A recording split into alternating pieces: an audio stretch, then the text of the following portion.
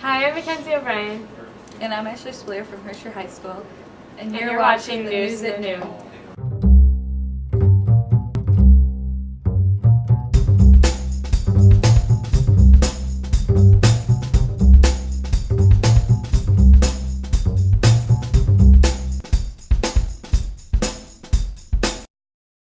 It is high noon on October 28, 2010, and the Thursday edition of the Daily Journal is upon the streets. Mike Frey here with Colleen Loggins. And Colleen, they're gearing up for a big weekend at Olivet Nazarene University. It's homecoming week, which is big enough in itself, but it's very special as they're going to open their centennial chapel with a dedication tomorrow morning.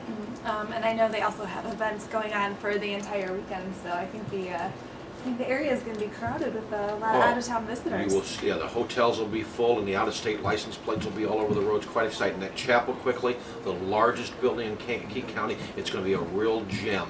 And they're going to have public performances and the like there, so I think over time many of you News and Nooners will be over there, and you should be. It's really something to see.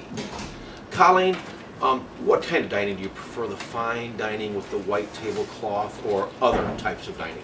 I prefer dining that has good food. I don't really care where it is as long as the food is delicious. Oh, you're speaking my language. And what we're getting at here is in the Best Bites column today by Denise Rankin. She basically talks about dives that have good food.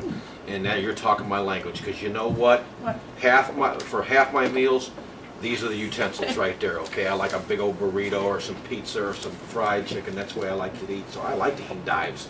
Wow. Does she have an example of one of the restaurants? Yeah, she's got several in there. You can read them in the Life section today, but I mean, I don't want to single anybody out because I would be maybe slighting someone else. But you read all about that and you can find out. Okay. I don't really know what the weather's going to be like in case people want to venture out and go to these dining establishments, but I know that Nicole Leonhardt knows, so let's see. Hey everybody, it's Nicole Leonhardt with your AccuWeather forecast. Today it is very cold. We have a high of 51, the low is 27. It's supposed to get a little sunnier and it's still pretty windy. Tomorrow the high is going to be 55, low is 35. It's going to be bright and sunny. And then on Saturday it's warming up just a little bit, a high of 62, low of 39, and it's going to be sunny again. Back to you guys in the newsroom.